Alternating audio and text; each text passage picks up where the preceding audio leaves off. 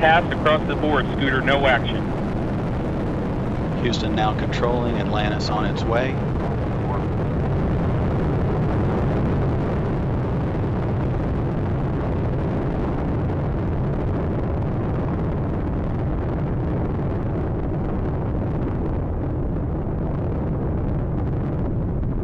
Atlantis on its way, all three engines now throttling down as the vehicle passes through the area of maximum dynamic pressure. Atlantis, Houston, no action on the MPS H2 out P.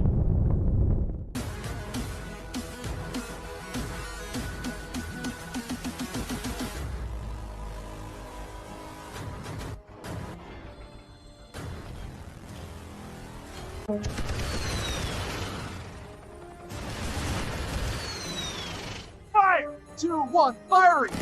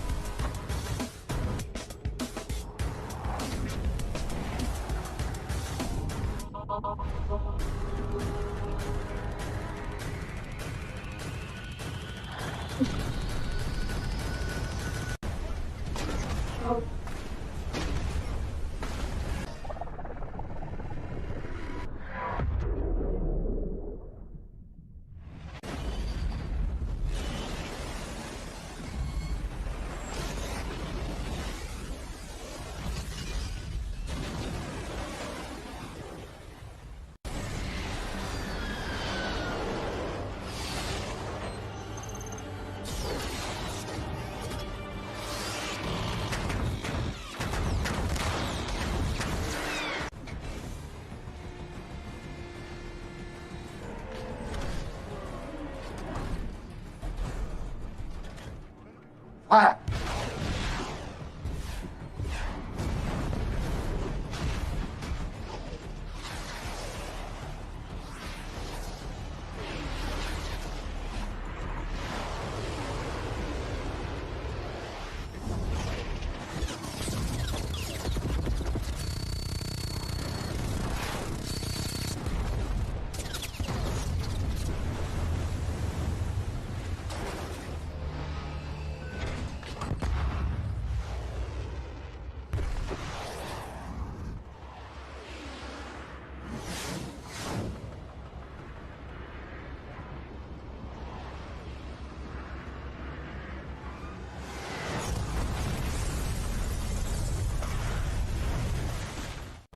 Intruder detected. Permission to eliminate target.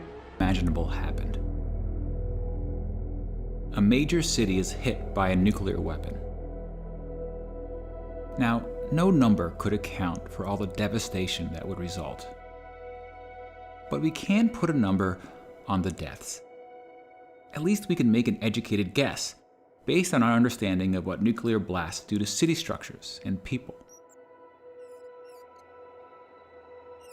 We'll assume the bomb is detonated in the air to maximize the radius of impact, as was done in Japan in 1945.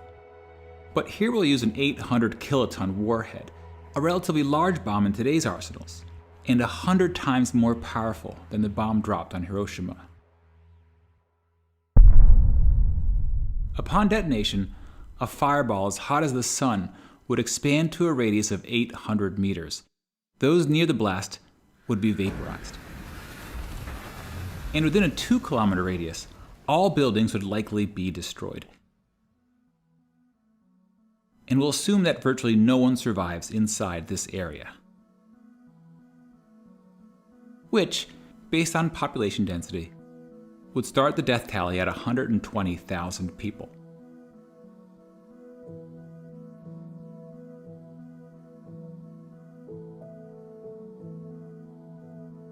As you move further away from ground zero, estimating deaths becomes more complicated. From as far away as 11 kilometers, the radiant heat from the blast would be strong enough to cause third-degree burns on exposed skin.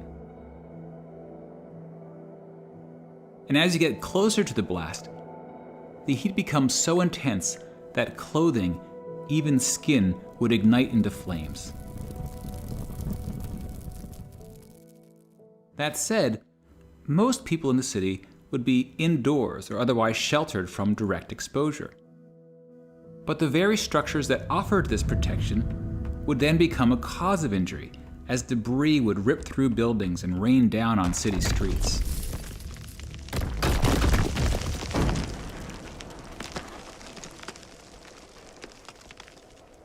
As a rough estimate, we can assume that half the people between 2 and 11 kilometers from the blast are killed, from burns, debris, smoke, collapsed buildings, and radiation sickness.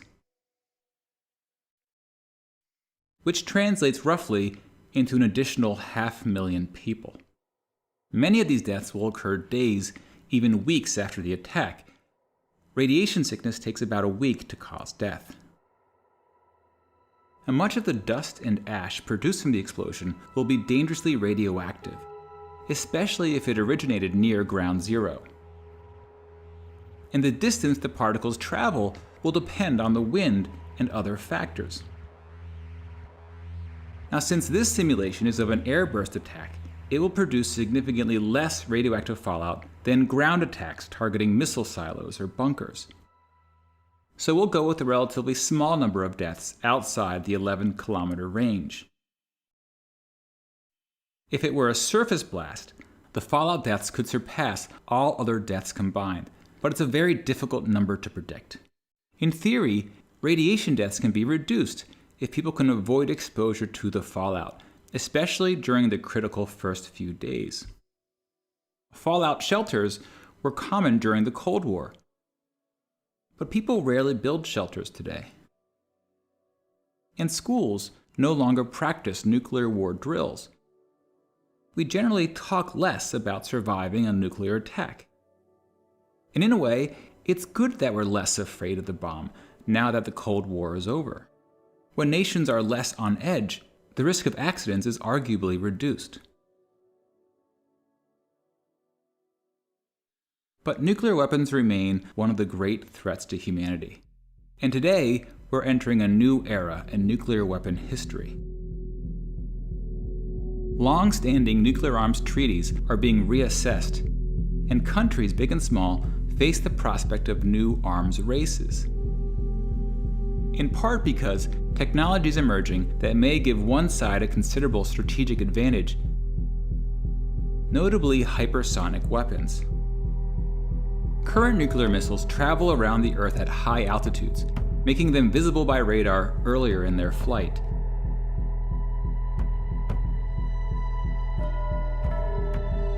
Now, some hypersonic vehicles travel close to the Earth, through the atmosphere, at least 5 times the speed of sound, giving defending countries far less time to react. And remember that some of the most perilous moments during the Cold War occurred when countries maneuvered to reduce their opponent's reaction time. And the less time countries have to react, the more likely an accident will occur, or a rash judgment. And then you have smaller nukes that blur the line between conventional and nuclear weapons, providing a more slippery path to nuclear escalation. Now, for ordinary citizens, nuclear weapon policy may seem like a complex, even intimidating topic. But leaders often consider public perceptions when making policy. In many countries, voter opinion is an important factor. Whether you believe nuclear weapons have made the world safer or more dangerous, both sides generally agree that the bomb brings an unparalleled risk, and that there are things we can do to reduce the risk, like minimizing how many countries get the bomb, or scaling back Cold War arsenals, or stabilizing technology races, or pledging to never be the first one to strike. Such ideas have often resulted in signed treaties, some of which have held for decades. Some are at risk of expiring, and some just need a final push to become activated. By being steadfast in these efforts and not walking away from diplomatic achievements, we can continue the work of ensuring that this nightmare simulation never becomes a reality. Mission granted.